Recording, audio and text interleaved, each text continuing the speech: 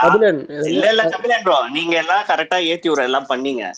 But நான் என்ன சொல்றேன்னா, நீ வந்து இருந்தாலும் உங்க அண்ணனோட பிம்பத்தை வந்து சேவ் பண்ணிட்டே இருக்க. அதுக்காக தான் நான் அது சொல்றேன். இல்ல உடனே உடைக்கிறது இல்ல, நிஜத்தை தான் நான் சொல்றேன். அவன் புரியும் போது புரிஞ்சுக்கிட்டோம், போட்டு வச்சாதானே அது இப்ப பண்ணக்கூடாது. பாருங்க, நான் பண்ணது ஒயிட் பேர் பண்ணது ஒரே விஷயம் தான். நான் அதை மீமா சொன்னேன், அது டைரக்டா வேர்ட்ஸா சொல்லிட்டாரு. அந்த டைரக்டர் அது டைரக்டா வரக்கூடாது, அது டைரக்டா வரக்கூடாது. அதுதான் நான் சொன்னேன். கொஞ்சம் கொஞ்சம் அவனை எவ்வளவு கஷ்டப்பட்டு கூட்டு வந்தேன். கொஞ்சம் கொஞ்சம் யாரு கூட்டு இல்ல யாரு கூட்டு வந்தது? எனக்கு பேர் காட்ட மாட்டேங்க. யார் சொல்றது? யாரு கூட்டு வந்தது? அவன் நம்ம ஸ்பேஸ் பையங்க. அவன் எப்போதையும் வருவான், என்ன மிரட்டுறதுக்காக வருவான். டேய் கபிலா அப்படின்னு வந்தாவன் இன்னைக்கு டிபிய மாத்திட்டு நான் செல்லக்குட்டி.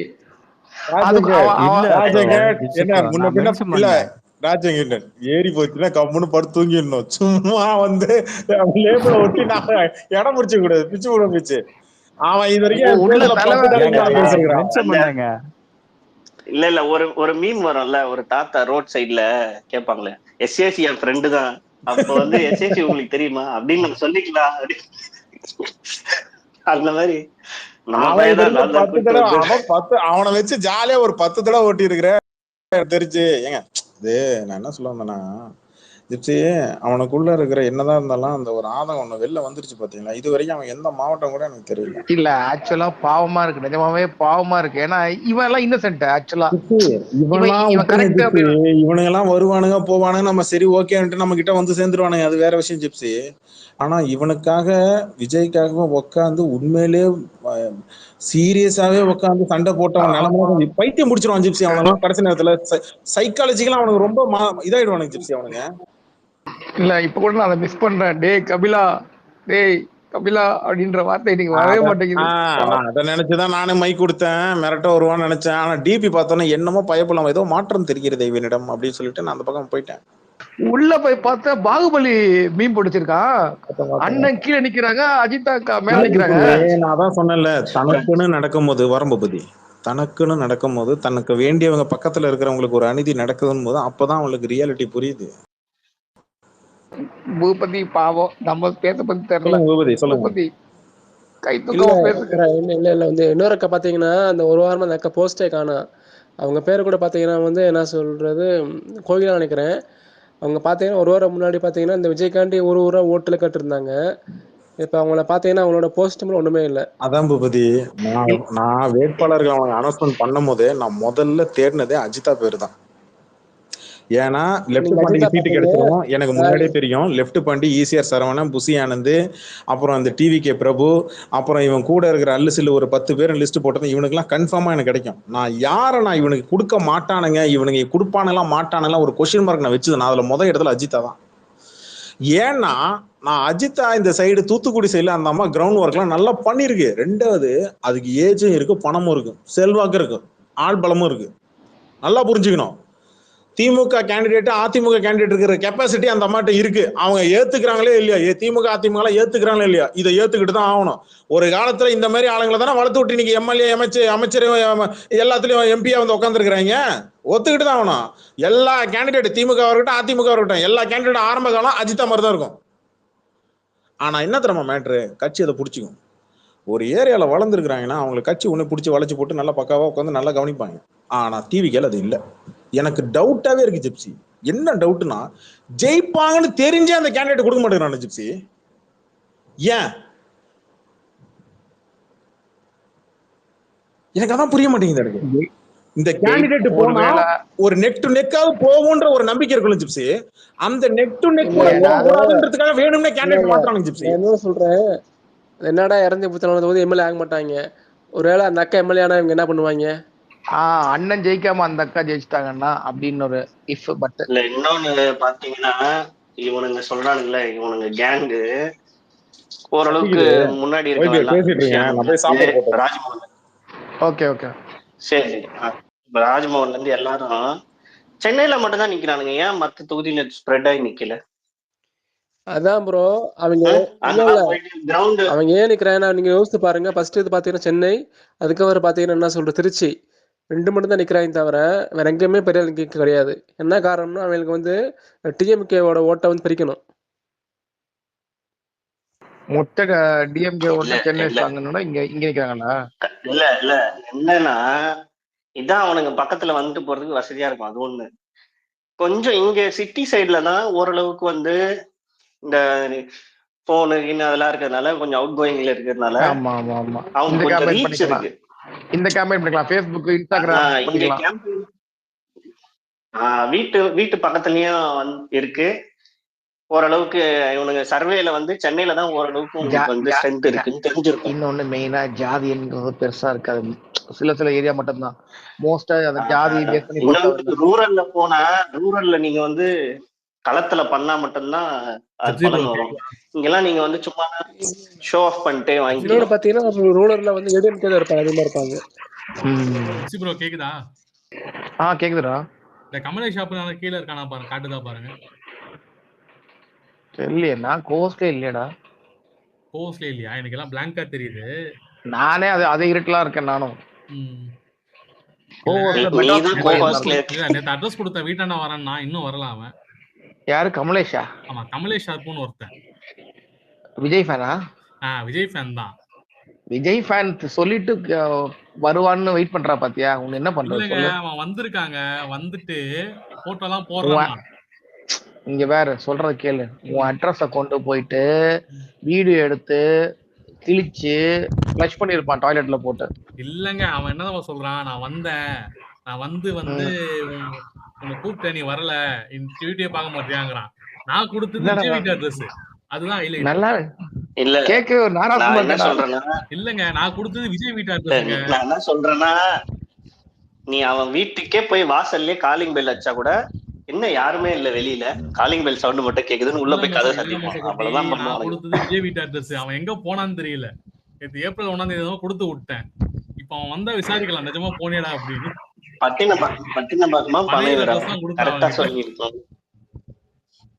அவன் கீழே இல்ல red dragon bro, Rohini theatre owner Rohini இல்ல red dragon bro, Rohini theatre Rohini theatre ஓனரே வந்து விஜய் ரசிகர் தான். ஆனா அங்கேயே வந்து அடி வாங்கிட்டு ஓடுவானுங்க அவனுங்க.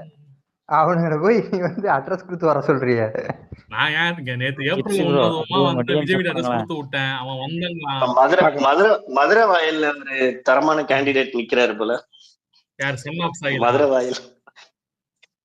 மதுரை வாயில் மரமண்ட நிக்கிறாரு. ஒரு சின்னதா ஒரு வீடியோ போட்டிருந்தாரு, ஸ்டேட்டஸ் வைக்கிறாரு. இல்ல ப்ரோ, வீட்டுக்கு மிக்ஸி வேணுமா, மிக்ஸி வேணுமா, வாஷிங் மிஷின் வேணுமா, அந்த மாதிரி கிட்ட வந்து கோத்து விட்டுருந்தோம். இவன் தானே உங்களை நீங்க தேட்டர் உள்ள அலோ பண்ண மாட்டேன்னு அப்படின்னு. இல்ல அவன் ஒரு வேஷமே போட்டு வருவான். ஐயா, நம்ம எல்லாம் கோத்து விடவே தேவையில்லை. நான் திரும்பவும் சொல்றேன், நம்ம ஜஸ்ட் ரிமைண்டர் தான். இவனுங்க அடிப்படையிலேயே இவனுங்க வந்து நல்லவனுங்க கிடையாது.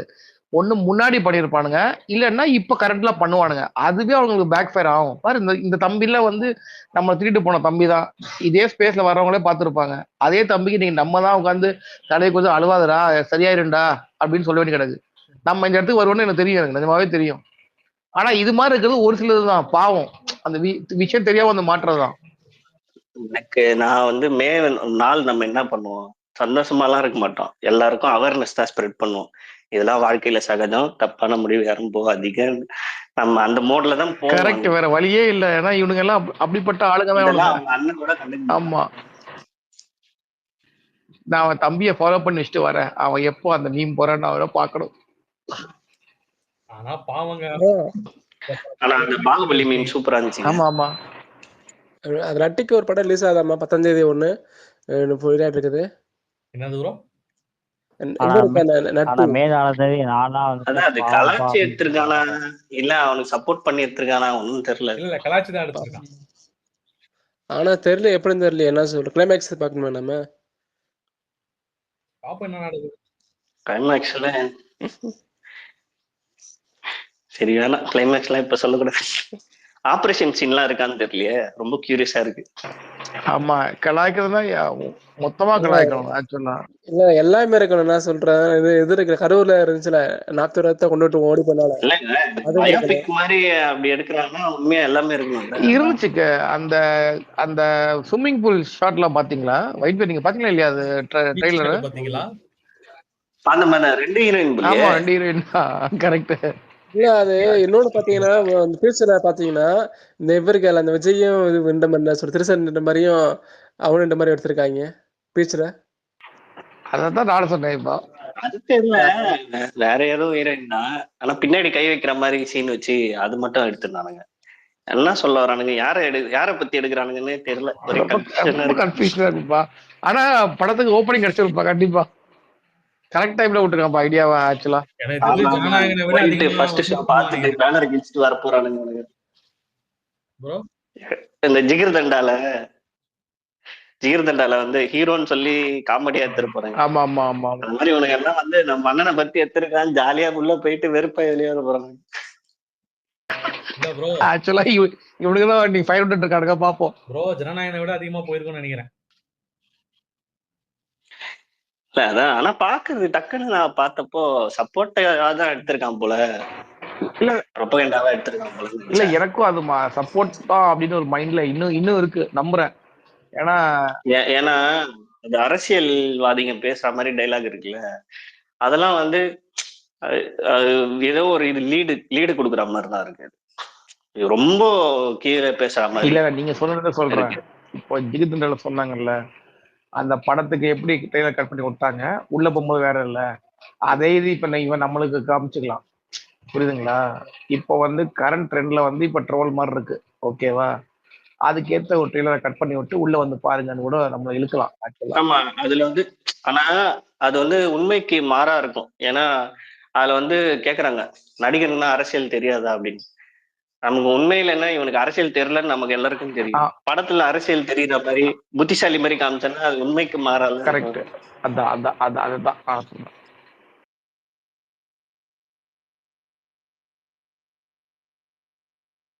இப்போ ஒருத்தன் சாப்பாடு தட்டுல போட்டு லயலமணி பிரச்சாரத்துக்கு கிளம்பிட்டாரு. லயலமணி பாவங்க ஆக்சுவலா. தம்பி எங்க ஸ்பேஸ் வந்து அப்பப்ப கேப்பிய கீழே இருக்கியா மேல வேடா. இல்ல இப்பயாவது பாட்டு இல்ல லயலமணி சொல்லுவான், அவன் பரவாயில்ல மானஸ்த டிவிகே சீஃப் பிபிய மாத்திட்டான், என்னால மாத்த முடியல, அடுத்தது யாரா வாங்கடா மேல வாங்க. செம வீடியோ அது. ஓரமா கூட்டத்துல ஓரமா நின்று கை தட்டிட்டு உட்கார்றதா வேணாமா? ஏன்னா இவன் கூட போய் மூச்சு முட்டி பேசின ரமேஷ் சும்மா மொக்க போட்டு இருந்த ராஜ்மோகனுக்கெல்லாம் சீட்டு கொடுத்துட்டான். நான் தான் சொன்னேன், இங்க பாருங்க முட்டு ஜம்பிங் முட்டு குத்துனாங்க. சொல்லுங்க. இல்ல ஒயிட் பியர் யாருக்குமே சும்மா இவனுங்க சும்மான்ற நீங்களும் அந்த பேட்டி பார்த்திருப்பீங்க, இவனுங்க சீட்டு சும்மா கொடுக்க மாட்டாங்க. ராஜ்மோகன் கரூர் போயிருக்கான், கரூருக்கு இவன் போனானா பாருங்க, போல அதுல சம்திங் வாய் அடைக்கணும். உண்மை தெரிஞ்சிருக்கு அவனுக்கு. சிபிஐ வட்டத்துக்குள்ள கூட்டுவாங்க அவனையும். ஆமா அது எனக்கு அன்னையில தெரியும். ராஜ்மோகனுக்கு சீட் இருக்குன்னு அன்னையில சொல்லிதான் இருந்தேன். ஏடா அந்த வேன் மேல நின்னா அந்த சிபிஐ கேஸ் விட மாட்டேங்கிறாங்க. இல்ல என்னாச்சு? இல்ல அவன் தலைமறைவானா பாத்தீங்களா? அப்பயே அவனுக்கு எது சொல்லிட்டீங்க. ஏன்னா அவன் தலைமறைவாகிற வரையும் அந்த அளவு ஒன்னும் பண்ணலையே அப்படின்னு நம்ம நினைச்சோம். ஆனா ஏதோ பண்ணிருக்கு. இது அந்த இடத்துல இருந்திருக்கு. ஆக்சுவலா அப்படி ஃபைல் ஆகணும்னா இவன் மேலே ஆகணும். சரி அப்படின்ட்டு இவன் ஓகே ஸ்பீக்கர் தானே போஸ்டிங் வைஸ்ல பார்த்துட்டு விட்டுட்டாங்க. கவலைப்படாதீங்க ரிஷி ப்ரோ, இவனுக்கு எவனும் நல்லவன் கிடையாது. ஒருத்த மாட்டினா எல்லாரையும் போட்டு குத்து. அது பாயிண்ட். அதான் சொன்னேன், ஒருத்தர் தான் எப்ப முழுங்கலன்னு இருப்பான், ஒருத்த மாட்டினாலே போதும். கரெக்ட். அந்த பாயிண்ட்ல நானும் உடன்படுகிறேன் 100க்கு 100. லயலமணி ராஜ்மோகன் நீ மட்டும் எஸ்கேப் ஆகுறியா, அவன் தாங்க என் கூட இருந்தான் அப்படின்னு சொல்லி கூட்டு போயிடுவான். லயலமணிக்கு சொல்லி கொடுக்க மீன்ஸ் அந்த டாப் சீக்ரெட் எல்லாம் லீக் பண்ண மாட்டானுங்க, விட்டுருக்க மாட்டானுங்க. ஏன்னா அப்புறம் கண்டவன் எல்லாம் பிளாக்மெயில் பண்ண ஆரம்பிச்சிருவாங்க கம்பெனியை. அப்பாவியா கடைக்கு போய் வத்தி பிட்டி வாங்க, ஸ்நாக்ஸ் வாங்க. நான் வந்து லயலமணின்னு கூப்பிடாதீங்க ப்ரோ, இலவு காத்த கிளின்னு கூப்பிடுங்க. ஆமா ஓலாவடி பாவம். இல்ல ஒரு இது போட்டாங்கல்ல ராம்குமார நிக்க சொல்லிட்டாங்களா எந்த தொகுதியில? இல்ல பனையூர்ல விளக்கு பிடிச்சு நிக்க சொல்லிட்டாங்களா?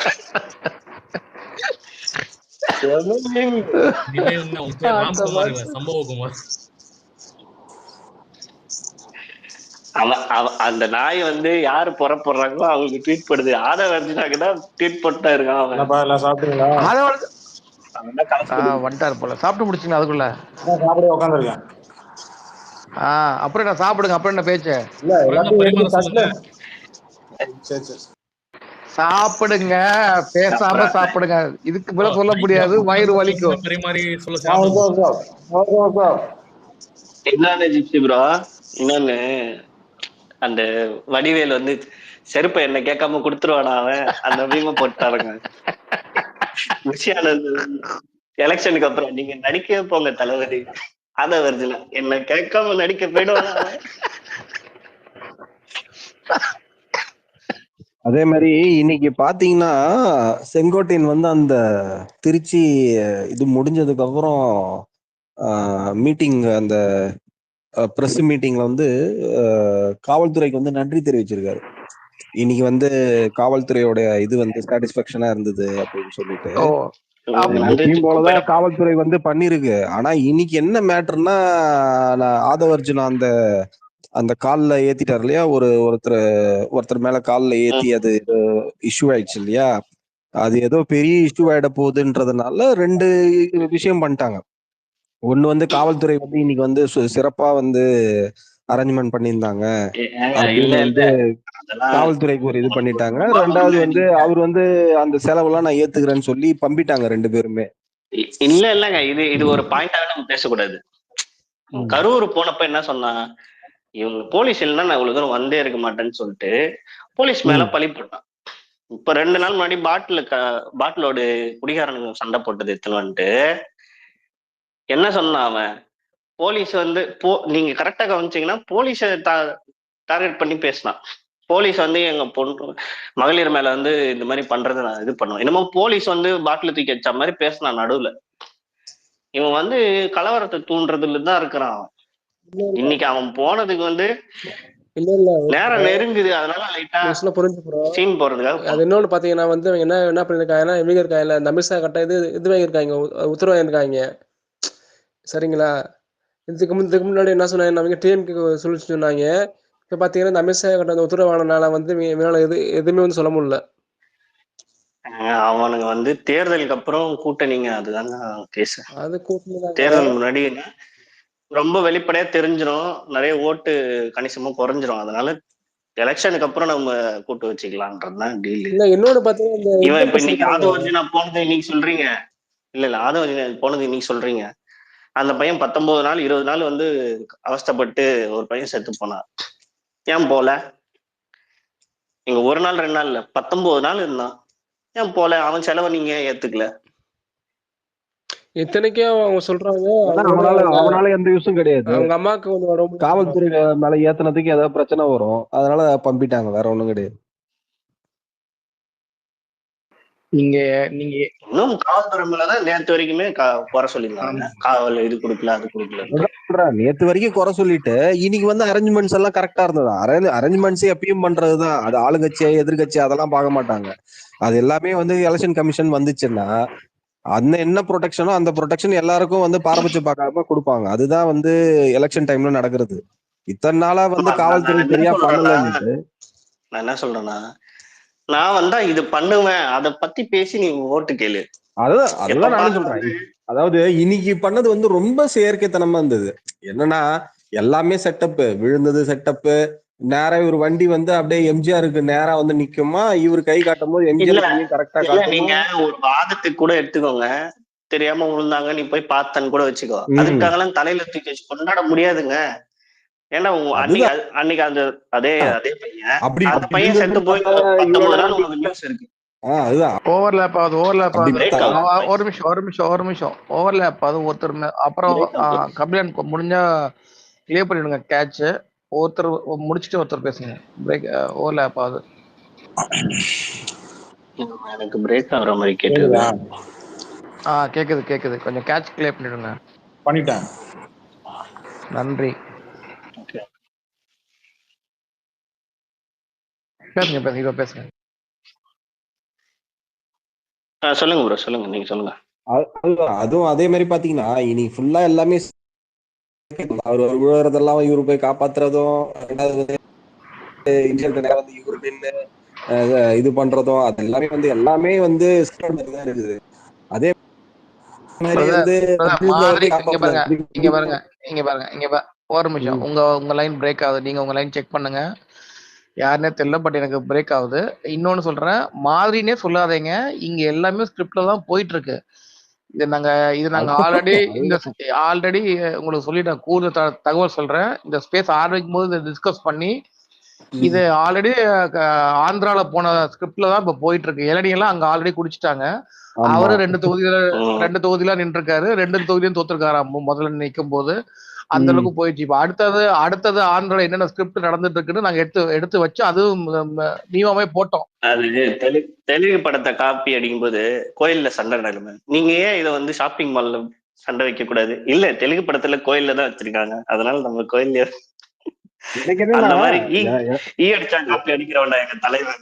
எனக்கு என்னன்னா, இப்ப வாட் எவர் ஓகேங்களா, ஏடிஎம்கே டிஎம்கே 2 பேரா இருந்தாலுமே மக்களை சந்திக்கும் போது 30 நிமிஷம் 40 நிமிஷம் பேசுறாங்க. ஏதோ பேசுறாங்க, நல்லதோ கெட்டதோ அவங்களுக்கு தெரிஞ்சதோ அவங்க கரெக்டா வந்து மக்களுக்கு என்ன கன்வே பண்ணுமோ அதை பேசுறாங்க. நீ மக்களுக்கு நல்லது செய்ய தானே வந்திருக்க. உன்னால ஒரு 1/4 மணி நேரம் பேச முடியலையே, வெறும் 5 நிமிஷம் தான் பேசுறேன். 10 நிமிஷம் பேசுனா எக்ஸ்போஸ் ஆயிடுவாங்க. அதுதான் நானும் சொல்றேன், உங்க கெப்பாசிட்டி என்னன்றது தெரியுது. ஆனா வந்து அதை எவ்வளவு உன்னால மறைக்க முடியுமோ மறைச்சுன்னு வர. ஆனா எவ்வளவு நாளைக்கு நீ மறைப்ப? ஏதாவது ஒரு பாயிண்ட் இல்ல 20 நாள்ல நிறைய பார்த்திருப்போம். எதுவுமே பேசாம இருக்காரு, ரொம்ப தெரியும் போல நினைப்போம்.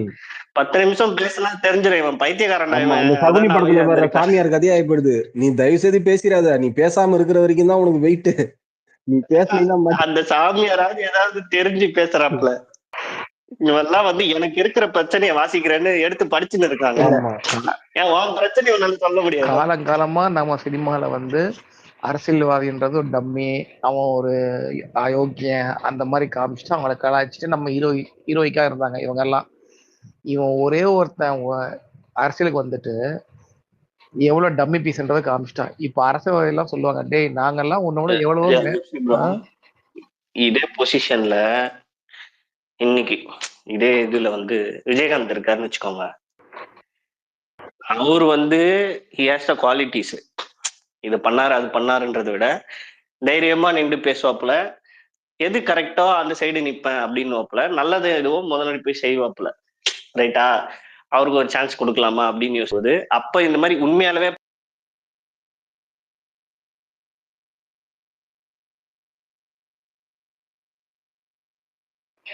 கேட்கல ப்ரோ, அடிக்கலாம்.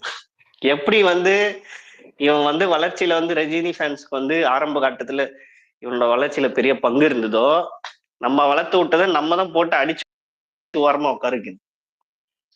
இப்ப வந்து சப்போர்ட்டே பண்ணக்கூடாது. அதை தாண்டி நெகட்டிவ் ப்ரொபகண்டா பண்ணுவேன். எதுக்கு பண்ணுவேன்? நீ நல்லவன் கிடையாது. நீங்க பாசிட்டிவ் பண்ண முடியாது. அவன் பண்ற உண்மையை சொன்னாலும் நெகட்டிவ் தான். இப்போ ஒரு பையன் வந்து பேசினா அவன் சொல்றது உங்களுக்கு என்ன தெரியுது? கட்சிக்காக உழைச்ச ஆளையே வந்து தூக்கி ஓரம் கட்டுற. அது யார வச்சு? ஒரு டம்மி. அவங்களுக்கு கொடுக்கலனா கூட இப்ப அவங்கள வந்து அவங்கதான் எதிர்பார்த்தாங்க இல்லையா அந்த மாவட்ட செயலாளர் போஸ்ட். இப்ப அவங்களுக்கு கிடைக்கலன்னு உடனே வேற ஒருத்தருக்கு கிடைச்சது, சாமுவேலோ யாருக்கோ கிடைச்சதுன்னு நினைக்கிறேன். அட்லீஸ்ட் அந்த பர்சனுக்காவது நீ அலோகேட் பண்ணிருக்கணும்ல சீட்டை. அவங்களுக்கும் அலோகேட் பண்ணணும்ல, டிசர்விங்கா கொடுக்கணும்ல. நீ யாருக்கு கொடுக்குற?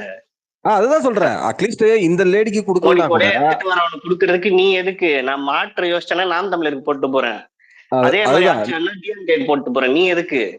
நீ வேற இன்னொரு மாவட்ட செயலாளர் நியமிச்சு அவங்களுக்காவது கொடுக்கணும்ல. அது இல்லாம உன்னுடைய ஃப்ரெண்டுக்கு தூக்கி கொடுக்குற அந்த இதுக்கு அதுல என்ன நீ வந்து மக்களுக்கு நீ என்ன தெளிவுபடுத்துற? நீ எதுக்காக வர, என்ன பண்ண போறேன்னே தெரியல. உன் ஃப்ரெண்டுக்கெல்லாம் தூக்கி சீட்டை கொடுத்துட்டு இருக்க நீ.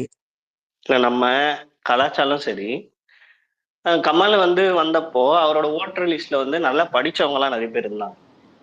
ஒரு மேட்டர் ஒண்ணு சொல்லிடுறேன். தூத்துக்குடியில 2 கேஸ்ட் 2 கேஸ்ட் மாவட்ட தலைவர்ல அஜிதா கொடுக்கலாமா இல்ல ஆப்போசிட்ல இருக்கிற இன்னொரு மாவட்டத்துல கொடுக்கலாமான்னு ஆரம்பத்துல இருந்து மாவட்ட தலைவர் பொறுப்பு போடாம பஞ்சாயத்து போயிட்டே இருந்தது. அவனுக்கு 2 கேஸ்ட் ஓட்டும் வேணும். விஜய்க்கு தூத்துக்குடியில 2 கேஸ்ட் ஓட்டும் வேணும்னு அவன் முடிக்கிறான். அப்ப அவங்க என்ன பண்றான், இவங்களுக்கு கொடுத்தா அந்த கேஸ்டோட ஓட்டு வராது, அவங்களுக்கு கொடுத்தா இந்த கேஸ்டோட ஓட்டு வராது. இப்ப அவன் 2த்துலயும் தப்பிச்சுக்கிறதுக்கு என்ன பண்றானுங்க, ஜானரசம் என்ன பண்ணிருக்கான், இவன் ஃப்ரெண்டை போடு, அவன் நின்னா என் க்ளோஸ் ஃப்ரெண்டு, என் க்ளோஸ் ஃப்ரெண்டா நான் நிக்கிற மாதிரி. இது எவ்வளவு பெரிய முட்டாள்தனம். இந்த முட்டாள்தனத்தை அவன் பண்ணிட்டு இருக்கான். தலைவனா ஒரு ரோல் என்ன கூட நல்ல ஓட்டு வரும். இந்த மாதிரி ஒரு டம்மி பீஸ போட்டீங்கன்னா என்னங்க வரும்? நான் என்ன கேக்குறேன்னா, அப்படி 2 பேருக்கும் பஞ்சாயத்து இல்லாம 3ஆவதா ஒரு நண்பனை போறேன்னா அப்ப தலைவனா உன்னோட ரோல் என்ன? இத கூட பஞ்சாயத்து பண்ண முடியலன்னா அப்புறம் நீ எதுக்கு? உன் உட்கட்சி ஆளுங்களே உன்னால பஞ்சாயத்து பண்ண முடியல, அது ஒரே ஒரு பிரச்சனை, அந்த ஒரு பிரச்சனையை உன்னால பஞ்சாயத்து பண்ண முடியல அப்படின்னா நாளைக்கு நீ மக்களுக்காக என்ன செய்ய போற? நீ நாளைக்கு போய் ஒருவேளை நீ சிஎம் ஆனா அங்க போய் நீ என்ன பண்ண போற? சிஎம் தான் ஆயிட்டா யாருமே கேள்வியே கேட்க முடியாது. பிரச்சனைனா அதெல்லாம் ஜென்மத்துக்கு ஆக மாட்டாப்ல. ஒரு ஒரு ஒரு வாதத்துக்கு நம்ம பேசிக்கிறோம்.